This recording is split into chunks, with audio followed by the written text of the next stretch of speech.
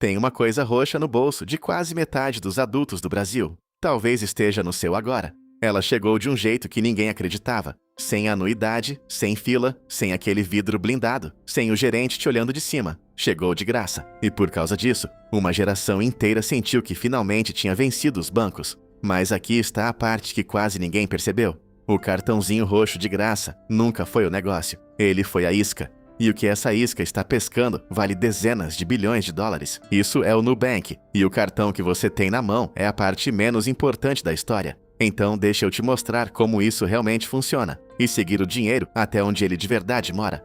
Comece pela pergunta óbvia. O que o Nubank é, afinal? Se você perguntar na rua, vão dizer, é o banco digital, é o cartão roxo. Está errado. Isso é só a porta de entrada. O Nubank é uma máquina de fazer uma coisa muito específica, capturar você por quase nada e depois te vender aos poucos tudo aquilo que um banco vende, de um jeito em que você quase nunca sente que está pagando. O cartão de graça é a isca. O anzol vem depois. E o anzol tem um nome, crédito. E é aqui que essa história encosta na sua vida, provavelmente sem você nunca ter parado para pensar. Você tem um, ou a sua mãe tem, ou o entregador que subiu o seu almoço agora há pouco. Foi o primeiro cartão da vida de milhões de brasileiros que os bancões olharam e disseram não. Ele chegou exatamente no momento em que abrir uma conta era um pesadelo. Anuidade que comia o salário, telefone que ninguém atendia e uma fila atrás de um vidro à prova de bala para você se sentir um suspeito dentro do lugar que guardava o seu próprio dinheiro. O Nubank não te deu só um cartão. Ele te deu a sensação de estar do lado de fora daquele vidro pela primeira vez. Mas por que um banco daria um cartão de graça? Guarde essa pergunta, porque a resposta é o vídeo inteiro. De graça, o cartão entra em todo o bolso, inclusive nos bolsos que os bancos não queriam. E cada um desses bolsos vira um cliente para a vida toda. Um cliente para quem mais tarde você vai vender o que realmente dá dinheiro. Para entender como o Nubank chegou aqui, você precisa voltar a 2013 e conhecer um homem chamado David Vélez. Um colombiano que trabalhava numa das maiores firmas de investimento do mundo, garimpando negócios pela América Latina. Um dia ele tentou simplesmente abrir uma conta de banco no Brasil e saiu de lá chocado. Horas de espera, papelada absurda, tarifas que ele mal entendia. Um atendimento que tratava o cliente como uma ameaça. E então ele descobriu o motivo.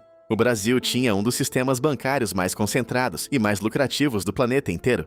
Um punhado de bancos gigantes controlando quase tudo, com uma rentabilidade que deixava os banqueiros do mundo todo com inveja. Onde cada brasileiro via um incômodo do dia a dia, David viu outra coisa.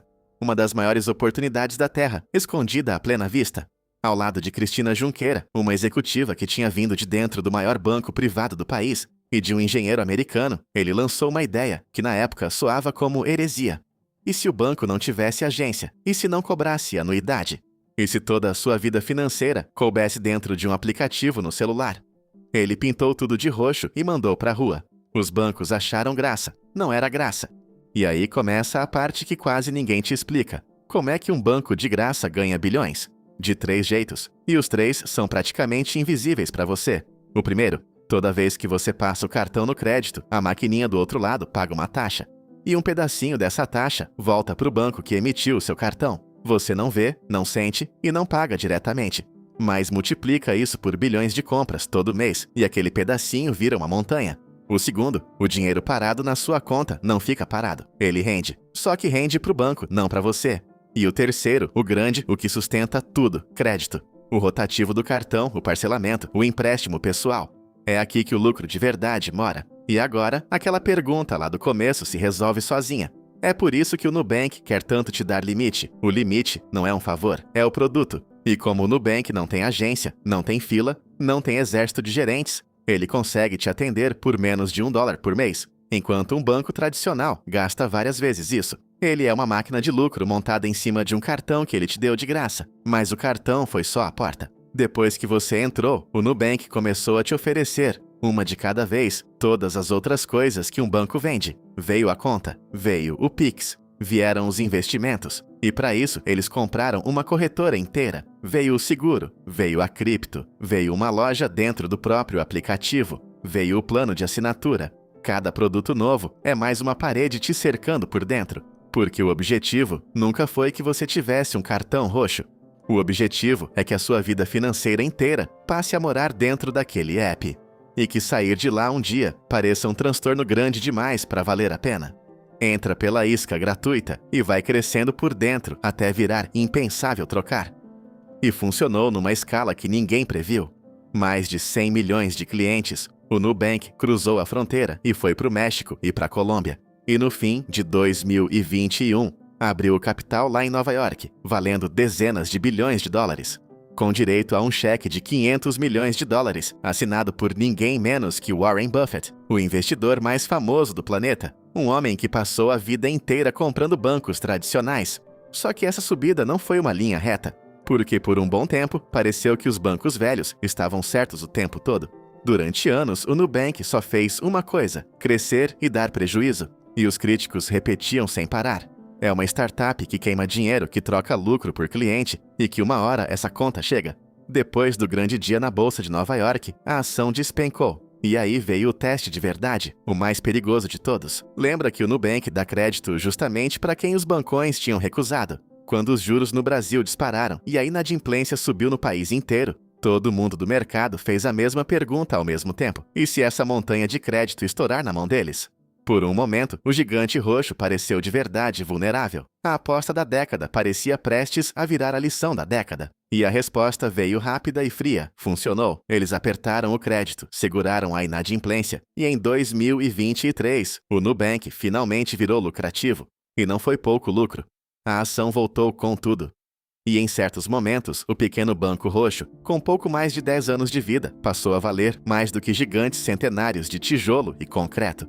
O improvável tinha acontecido, e os bancos que riram lá no começo pararam de rir. O que nos leva ao ponto mais estranho de toda a história. O Nubank está, aos poucos, virando exatamente aquilo que ele prometeu destruir. Já começam a aparecer os planos pagos, os cartões premium, uma tarifinha aqui, uma cobrança ali, nos cantos que antes eram todos de graça. A mesma máquina que quebrou o oligopólio agora precisa crescer, faturar e se defender como os gigantes que ela um dia odiou. A aposta para o futuro é gigantesca: virar o superaplicativo financeiro da América Latina inteira, repetindo no México e na Colômbia, onde milhões de pessoas ainda não têm banco nenhum. A mesma jogada da isca gratuita, mas o risco nunca sai da mesa. Um banco construído sobre a ideia de emprestar para quem todos os outros negaram vive, para sempre, à mercê do próximo ciclo de crédito. A mesma alavanca que ergueu o Nubank tão rápido é a que pode derrubá-lo, se um dia ele errar a mão. Então é aqui que a gente chega. O cartãozinho roxo parecia um presente. Parecia rebeldia, um soco no vidro blindado, a sua vingança contra o banco que te humilhava na fila. E era tudo isso, de verdade. Mas era, ao mesmo tempo, a isca mais genial que o mercado brasileiro já viu. Você achou que estava fugindo do banco e, sem sentir, entrou no maior de todos. Então, da próxima vez que alguma coisa cair de graça, na palma da sua mão, bonita, fácil, sem cobrar nada, faz uma pergunta simples: se não é você que está pagando, então o que é que estão pescando? Porque quase sempre tem um anzol. E a gente vai desmontar cada um deles, um de cada vez. Se inscreve e a gente se vê no próximo Teardown.